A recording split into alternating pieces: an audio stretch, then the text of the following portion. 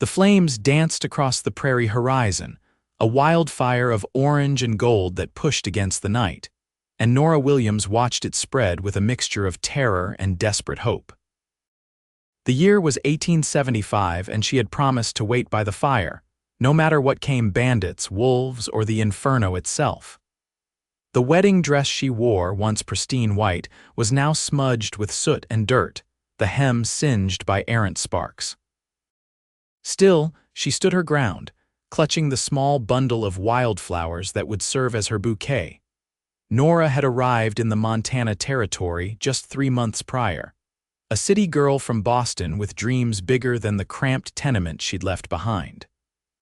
At 22, she had answered an advertisement seeking teachers for the newly established school in Whitewater Creek, hoping to find purpose in the vast western landscape that had beckoned so many before her.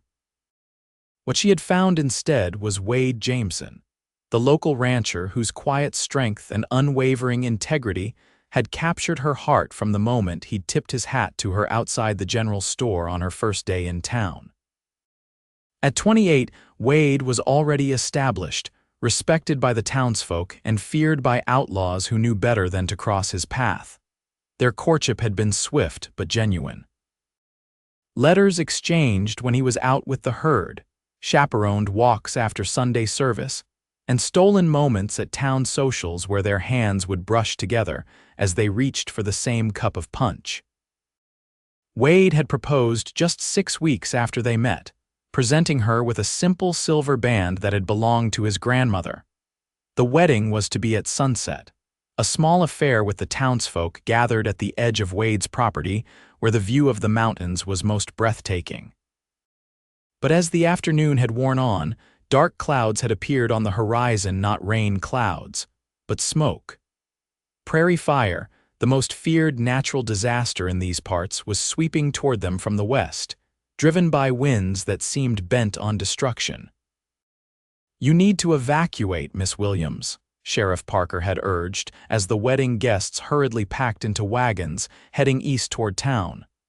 The fire's moving faster than anticipated, but Nora had refused to leave. "Wade is out there," she'd insisted, pointing west where Wade had ridden hours earlier to check on a neighbor's homestead. "He'll come back for me, he promised." The sheriff had tried to force her onto a wagon, but Nora had broken away, running to the spot where they were to be married. "I'll wait for him here," she'd called back. "He'll know where to find me." Now, as the sun set behind the wall of smoke, Nora wondered if her stubbornness would cost her her life. The fire had grown larger, its roar audible even from this distance.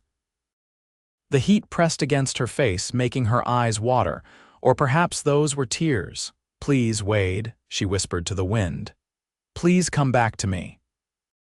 Miles away, Wade Jameson urged his horse through the burning landscape, his bandana pulled over his nose and mouth to filter out the worst of the smoke.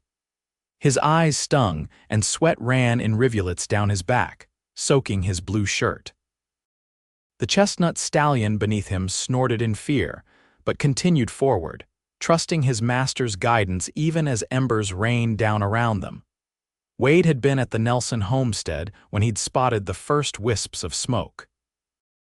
He'd helped the family load their most precious possessions into their wagon, made sure they were safely on the road to town, and then turned his horse west rather than east, intent on warning other outlying farms.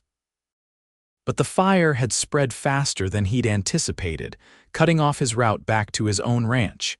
He thought of Nora, waiting at the altar they'd built together, a simple wooden arch adorned with the wildflowers she loved. Their wedding day, now marred by disaster. He prayed she had evacuated with the others, that she was safe in town, worrying but alive. "We have to get back, Thunder," Wade urged his horse, leaning low over its neck. "She's waiting for us."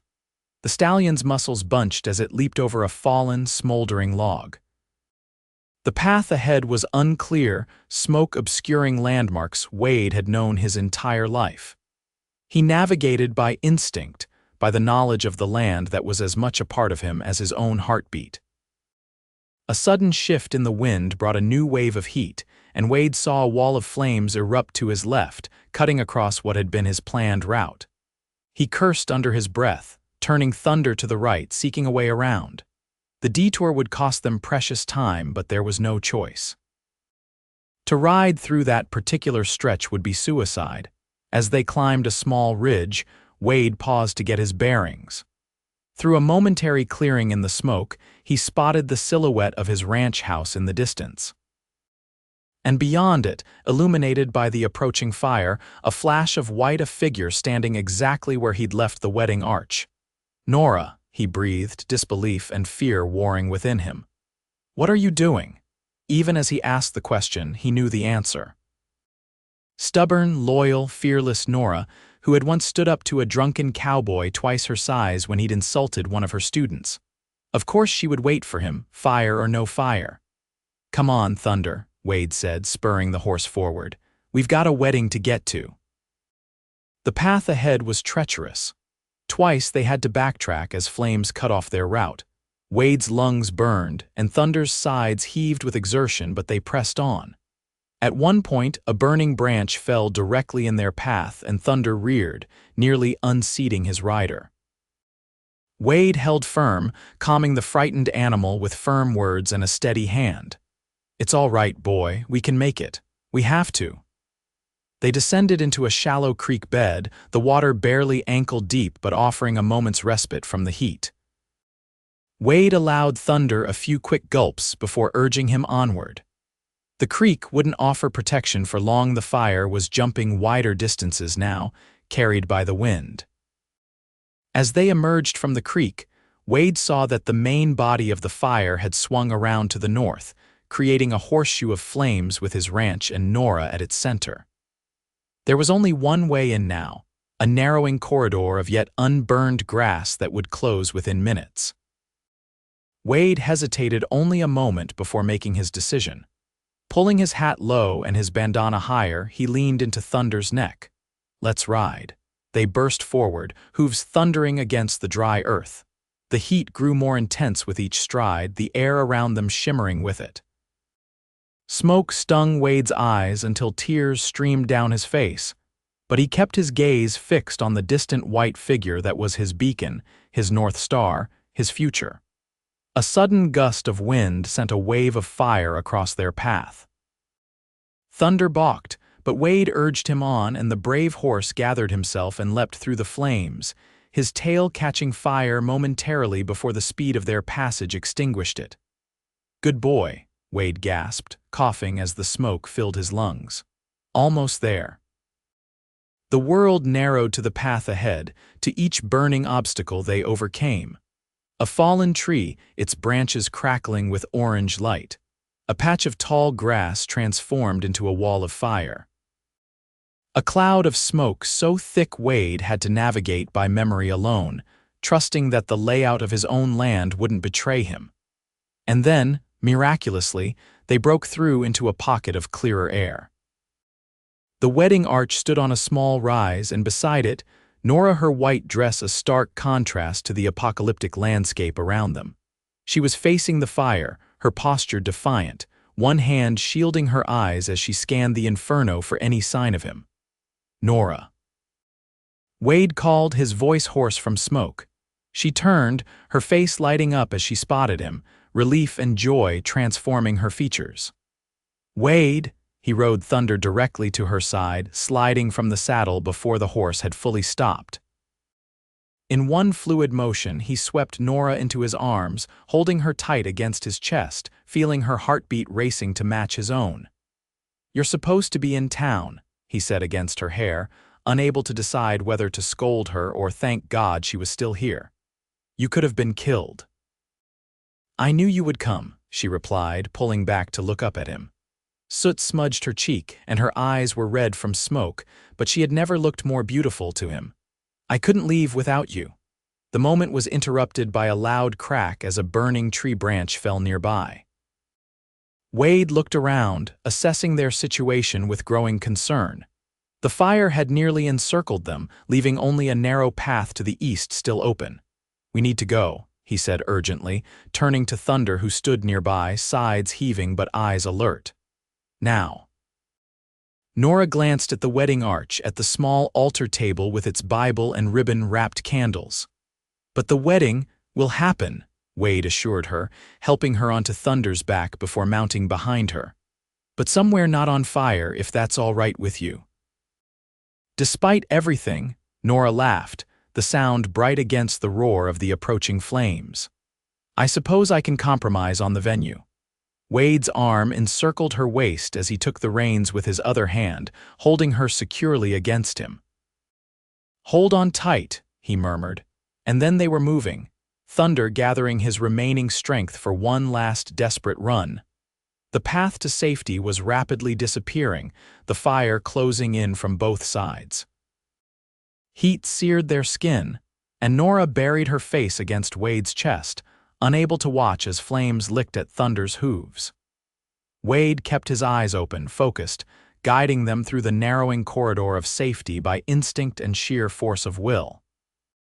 A massive oak, its ancient trunk hollowed by the fire, toppled directly in their path. Thunder, exhausted but still game, gathered himself for the jump. Nora felt the powerful muscles bunch beneath her, felt Wade's arm tighten around her waist, and then they were airborne, suspended above the burning log for a heart-stopping moment before landing safely on the other side. And suddenly they were through, emerging from the wall of fire onto a stretch of blackened but cooling earth. The fire had already passed through this area, consuming everything in its path and moving on. It was an eerie landscape of smoldering ruins and ash, but it was safe. Thunder slowed to a walk, his sides heaving. Wade patted the horse's neck gratefully. "Good boy," he murmured. "The best there is." Nora turned in the saddle to look back at the approaching fire, at the spot where they had planned to begin their life together, now consumed by flames. "Everything is gone," she said softly, Wade's arm tightened around her. "Not everything." He pressed a kiss to her temple, his lips gentle against her smoke-stained skin. "Not what matters most." They rode slowly toward town, through a landscape transformed by fire. The destruction was vast, but as they passed through, they began to see signs of life emerging, a jackrabbit darting across their path, a hawk circling overhead. Nature was resilient, it would recover. So would they. As the lights of Whitewater Creek came into view, Wade brought Thunder to a halt atop a small rise. In the distance, they could see people moving about, organizing water brigades, preparing for the fire that would eventually reach the town's outskirts. But the wind had shifted again, pushing the main force of the flames northward. The town would likely be spared the worst. "We should help," Nora said, already preparing to dismount. Wade held her in place, turning her slightly so she faced him. In the strange, smoky twilight, his eyes were intense, reflecting the distant flames. "Marry me first," he said. Nora blinked in surprise. "Now, here, now," Wade gestured to the burned landscape around them. "We survived this together. What else could possibly stand in our way?" "We don't have a preacher," Nora pointed out, though her heart was already saying yes. "We have God as our witness, and we can have Reverend Thomas make it official later." Wade took her hands in his. "I don't want to wait another day to call you my wife." Nora looked down at their intertwined fingers, his large and calloused, her smaller but just as work-worn after months of frontier living. They fit together perfectly. "Yes," she said simply. Wade's smile was like the sun breaking through storm clouds. He dismounted, then helped her down, supporting her when her legs trembled with exhaustion. They stood together on the scorched earth, Thunder grazing contentedly nearby on a patch of grass the fire had somehow missed. Wade took both her hands in his expression solemn but his eyes alight with joy. "I, Wade Jameson, take you, Nora Williams, to be my lawfully wedded wife. To have and to hold from this day forward, for better, for worse, for richer, for poorer, in sickness and in health, to love and to cherish, till death do us part." The traditional words, spoken in Wade's deep, sincere voice, brought tears to Nora's eyes. She squeezed his hands, taking a deep breath before responding. I, Nora Williams, take you, Wade Jameson, to be my lawfully wedded husband.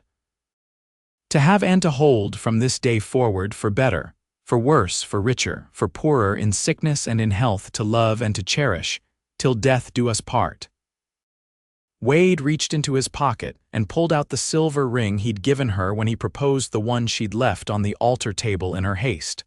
Somehow, he'd had the presence of mind to grab it as they fled. With this ring, I thee wed, he said, sliding it onto her finger. Nora looked down at the simple band, then back up at Wade. I don't have a ring for you, she said regretfully. Wade smiled, bringing her hand to his lips and kissing the newly placed ring. You've given me everything I need, he assured her. May I kiss the bride? He asked, his voice husky with emotion. In answer, Nora rose on her tiptoes, her arms encircling his neck as their lips met in a kiss that promised forever, no matter what trials came their way. When they finally pulled apart, both breathless, Wade rested his forehead against hers. Mrs. Jameson, he murmured, testing the sound of it. Nora smiled, her heart so full she thought it might burst. Mr. Jameson, she replied. I believe we have a town to save. Wade laughed, lifting her into his arms and spinning her once before setting her back on her feet. And then a life to build, he added, helping her back onto Thunder's back. Together. As they rode toward town, Nora leaned back against her husband's chest, feeling his strong heartbeat against her shoulder blades. The fire still raged behind them, but she had never felt safer, more certain that whatever the future held, they would face it side by side. The town of Whitewater Creek was in organized chaos when Wade and Nora arrived. Men were forming bucket brigades, women were preparing bandages and food for the firefighters, and children were helping to round up livestock that had been brought in from outlying farms. Wade Jameson. Sheriff Parker spotted them first, rushing over with a look of profound relief on his weathered face. And Miss Williams, thank the Lord, we thought you might have been caught in the worst of it.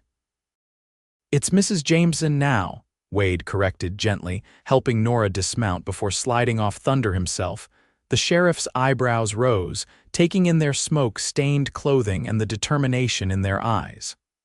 Well, I'll be. Congratulations are in order then, though the timing seems a bit unusual.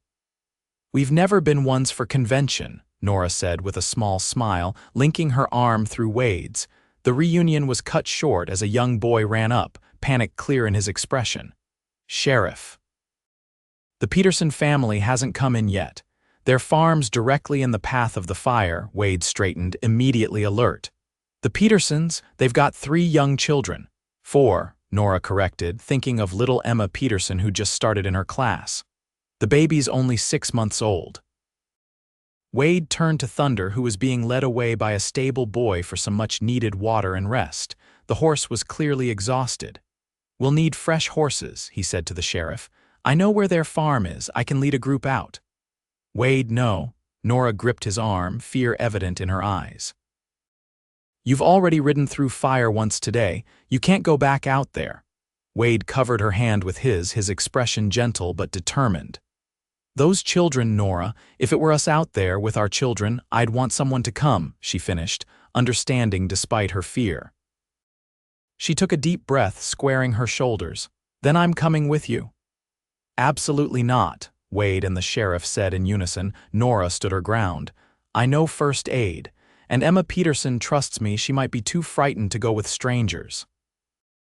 Besides, she added, her voice softening as she looked up at Wade, we just promised for better or worse. I'm not letting you ride into danger alone again. Wade looked like he wanted to argue further, but the urgency of the situation won out. Stay close to me, he finally conceded. And if I tell you to turn back, you do it without question. Yes, sir, Nora agreed, though there was a glint in her eye that suggested compliance would depend entirely on the circumstances. Within minutes, they were mounted on fresh horses, Wade on a sturdy black gelding, Nora on a gentle bay mare. 4 other men joined them, armed with wet blankets and determined expressions. The small rescue party headed west toward the approaching fire line. The journey was harrowing. Twice they had to detour around areas where the fire had already cut across their path. The smoke grew thicker as they neared the Peterson homestead, forcing them to ride with bandanas over their faces, eyes streaming from the acrid air. "There," Wade pointed through a break in the smoke. The Peterson farm was still standing, though flames were visible in the nearby fields, approaching rapidly. A wagon stood in the yard, half loaded with household goods, but there was no sign of the family. "They must still be inside," one of the other riders shouted over the roar of the fire. Wade nodded, spurring his horse forward. "Check the barn and outbuildings," he called to the others. "Nora, stay with me." They dismounted in the farmyard, tying their horses to the hitching post far from the approaching flames. Wade took Nora's hand as they ran toward the farmhouse, the heat of the fire pressing against them like a physical force. "Mr. Peterson," Wade called, pounding on the door. "Mrs. Peterson, it's Wade Jameson." No answer came. Wade tried the handle unlocked. They pushed inside to find the main room in disarray, items scattered as if the family had been in the midst of packing when something interrupted them. "Upstairs," Nora suggested, already moving toward the staircase. "The children's rooms." They took the stairs two at a time, the smoke thicker up here, seeping in through the windows. At the top they split up, checking each room systematically. Wade found the master bedroom empty, though the bed was unmade, blankets tossed aside hastily. "Wade." Nora's urgent call came from down the hall. "In here." He rushed to join her in a small bedroom where Mrs. Peterson lay unconscious on the floor, a nasty gash on her forehead. Her youngest child, the baby boy, was clutched in her arms, wailing feebly. Nora was already kneeling beside them, checking Mrs. Peterson's pulse. "She's alive, but I can't wake her. She must have fallen and hit her head." "Where are the others?" Wade wondered aloud, looking around as if the rest of the family might materialize from the increasingly smoke-filled air. As if in answer, a child's scream came from somewhere outside. Wade rushed to the window, peering out through the smoky haze. In the field beyond the house, he could see Mr. Peterson and the three older children, trapped by a circle of fire that had somehow surrounded them while they were trying to save some of their livestock. "They're out there," Wade reported grimly. "Fire's got them cut off." "You stay with Mrs. Peterson and the baby, I'll get the others." "How?" Nora demanded, cradling the infant who had quieted somewhat at her touch. Wade was already moving toward the door. "I'll figure something out, get them downstairs and to the wagon. We'll need to move fast once I get the others." He paused at the doorway, looking back at his new wife with an intensity that spoke volumes. "Be careful," he said simply. "You too," Nora replied, their eyes holding for a moment before he disappeared down the hallway. Outside, Wade found two of his companions who had checked the barn. "The family's split," he explained quickly. "Mrs. Peterson and the baby are inside with Nora. Mr. Peterson and the other children are trapped in that field." He pointed to where the desperate family could still be seen, huddled together as the flames crept closer. "We'll need to create a fire break," one of the men suggested. "Cut off the fire's fuel source." "No time," Wade said, assessing the rapidly deteriorating situation.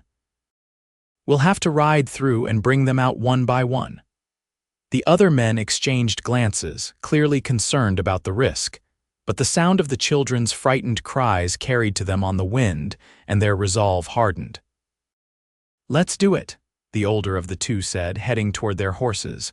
Wade grabbed several water-soaked blankets from the wagon before mounting up. "Stay close," he instructed as they rode toward the burning field. "And if your horse balks, don't force it. These animals know fire better than we do." The approach to the trapped family was treacherous. The fire had spread in an uneven circle, leaving a few narrow gaps that were closing rapidly. Wade led the way through the widest of these, the horses snorting in fear but pressing forward under their riders' firm guidance. Mr. Peterson saw them coming and waved frantically, gathering his children closer to him. 10-year-old Emma, Nora's student, clutched her father's leg, her face streaked with tears and soot. The two boys, aged 8 and 6, stood on his other side, their expressions a mixture of terror and desperate hope. "Wade Jameson," Peterson called as they approached. "Thank God." "We need to move quickly," Wade said, dismounting and handing Peterson one of the wet blankets. "Wrap the children in these. The fire's spreading too fast for us to get out the way we came in. We'll have to ride through it." Peterson nodded grimly, helping wrap his sons in the protective covering. Wade took charge of Emma, kneeling down to her level. "Miss Williams, Mrs. Jameson now is at the house with your mother and the baby," he told her, seeing recognition flash in her eyes at the mention of her teacher. "She sent me to get you. Can you be brave and come with me?" Emma nodded solemnly, allowing Wade to wrap the wet blanket around her small frame. He lifted her onto his horse, mounting behind her and holding her securely with one arm. "Hold tight to the saddle horn," he instructed, "and keep your face covered with the blanket." The other two men had each taken one of the boys, with Mr. Peterson mounting the third horse. The fire had completely encircled them now, leaving no choice but a direct charge through the flames. "Follow me," Wade called, guiding his horse toward the spot where the fire seemed least intense. "Keep moving no matter what." He pressed his heels to his mount's sides, and the black gelding surged forward, somehow sensing the urgency of their mission. Emma whimpered as the flames rose on either side of them, but she remained still in Wade's protective embrace, trusting him completely. The heat was incredible, the roar of the fire drowning out all other sounds as they plunged into the wall of flames. Wade kept his head low, shielding Emma as best he could, feeling the singe of heat through his clothing. For a heart-stopping moment, they were surrounded by fire, the world reduced to orange light and unbearable heat. And then they were through, emerging onto the scorched but clear path to the farmhouse. Wade didn't slow, riding hard for the yard where Nora was already loading Mrs. Peterson and the baby into the wagon. The other riders followed close behind, all of them miraculously intact despite the dangerous crossing. "Clara," Peterson cried, jumping from his horse before it had fully stopped and rushing to his wife's side. She'll be all right," Nora assured him, helping Emma down from Wade's horse. "The cut isn't as bad as it looks. Head wounds always bleed a lot, but we need to get her to town to the doctor." Wade dismounted, quickly assessing the situation. The fire was approaching the farmhouse from multiple directions now. They had minutes at most before it would be engulfed. "Everyone in the wagon," he ordered, helping the two boys climb in beside their mother. "Leave everything else. Lives matter more than possessions." No one argued. Peterson took the reins, his injured wife propped up beside him with the baby in her arms. The three older children huddled in the back, wrapped in blankets despite the heat. Nora hesitated, looking toward the house. "They're photographs," she said to Wade. "On the mantel. It's all they'll have left." Wade nodded understanding, dashing back into the house one last time. He returned moments later, a small stack of framed photographs clutched in his hands. He passed them to Emma, who held them close to her chest, her eyes wide with gratitude. "Lead the way," Wade told Peterson, mounting his horse again. "We'll ride alongside and make sure you get through safely." The journey back to town was tense but uneventful, the fire seeming to chase them but never quite catching up. As they approached Whitewater Creek, they could see that the fire line had stopped short of the town proper, thanks to the creek itself and the fire breaks the townspeople had created. Dr. Marshall was waiting at his office, alerted by the sheriff that there might be casualties. He immediately took Mrs. Peterson inside, assuring her worried family that she would recover fully with rest and care. As night fell, the town gathered in the church, the only building large enough to shelter all those displaced by the fire. Pallets were arranged on the floor, food was shared, and stories of narrow escapes and brave rescues were exchanged in hushed voices. Wade and Nora sat on the church steps, watching as the distant glow of the fire began to fade, the worst of its fury spent against the bare earth and deliberate fire breaks. Wade's arm was around Nora's shoulders, her head resting against him in exhausted contentment. Some wedding day, he commented, pressing a kiss to her temple. Nora laughed softly, the sound warm in the cool night air. I think it suited us perfectly. How do you figure? She turned to look up at him, her expression serious despite her smile. We promised for better or worse, and then immediately had the chance to prove we meant it. How many couples can say that? Wade's laugh rumbled deep in his chest. When you put it that way, it does seem appropriate. His expression sobered as he gazed out at the smoldering landscape. The ranch house is probably gone. We'll rebuild, Nora said with quiet confidence. Together, it won't be easy, Wade warned. Starting over from nothing. Not nothing, Nora corrected, taking his hand and placing it over her heart. We have this and each other. That's everything that matters. Wade pulled her closer, overcome by the depth of his love for this remarkable woman who had ridden into fire with him without hesitation. I don't deserve you, he murmured against her hair. Probably not, Nora agreed with a teasing smile. But you're stuck with me now, Cowboy. Their laughter mingled in the night air, a defiant joy in the face of destruction. And as they sat together, planning their future amidst the ashes of what had been, they knew with unshakable certainty that whatever came next, they would face it side by side. 10 years later, Wade Jameson stood on the porch of a sprawling ranch house, watching as a wagon approached along the tree-lined drive. The scars of the Great Fire of 1875 were long healed, the land green and thriving under a decade of careful stewardship. The Double J Ranch was now one of the most prosperous in the territory, a testament to hard work, determination, and the partnership that had forged it. The wagon drew closer, and Wade smiled as he recognized his wife driving, their two oldest children seated beside her. 8-year-old William and 6-year-old Sarah waved excitedly when they spotted their father, practically bouncing with enthusiasm. Pa, William called, jumping down before the wagon had fully stopped. We saw a wolf on the way back from town, a real one, did you now? Wade ruffled his son's hair, the same shade of brown as his own. And did it see you? It ran away, Sarah reported solemnly, allowing her father to lift her down. Mama said it was more scared of us than we were of it. Your mama is a very wise woman, Wade agreed, turning his attention to Nora as she climbed down from the driver's seat. At 32, she was more beautiful than ever, confidence and contentment adding a glow that no cosmetic could replicate. The children exaggerate, she said with a smile, accepting Wade's kiss. It was a coyote, not a wolf, but they were very brave nonetheless. Of course they were, Wade said proudly. They're Jamesons. The sound of a baby's cry from inside the house caught their attention. Nora sighed, though her smile never faltered.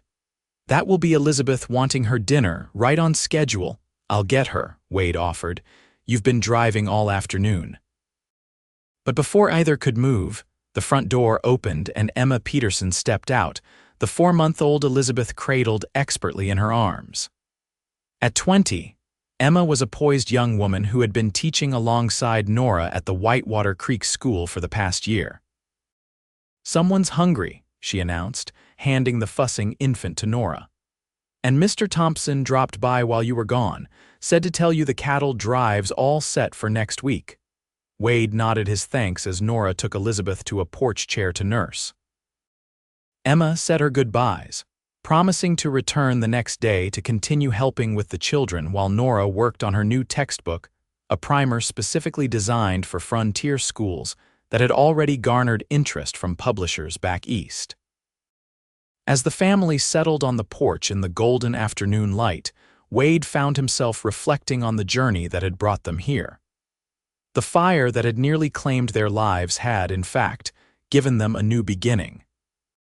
They'd rebuilt from nothing, working side by side through hardships that would have broken a weaker bond. What are you thinking about? Nora asked, catching his contemplative expression as she shifted Elizabeth to her shoulder. The fire, Wade admitted, and everything that came after. Nora's smile was knowing. Anniversary reflections, Wade nodded. Their wedding anniversary always brought back memories of that dramatic day. They celebrated twice, each year the day of the fire when they'd spoken their vows to each other, and a week later when they'd made it official before Reverend Thomas and the entire town. "I was just thinking," Wade continued, watching as William and Sarah chased each other around the yard, their laughter bright in the afternoon air, "about how sometimes the worst moments can lead to the best life." Nora reached for his hand, her fingers intertwining with his as naturally as breathing.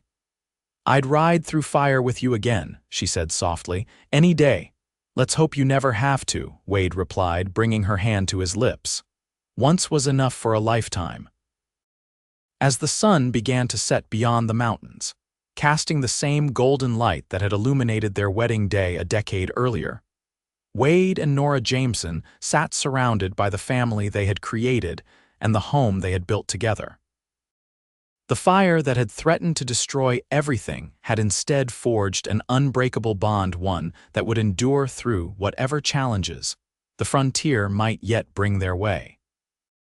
For in each other they had found not just love, but a partnership strong enough to weather any storm, brave enough to ride through flames, and deep enough to last a lifetime.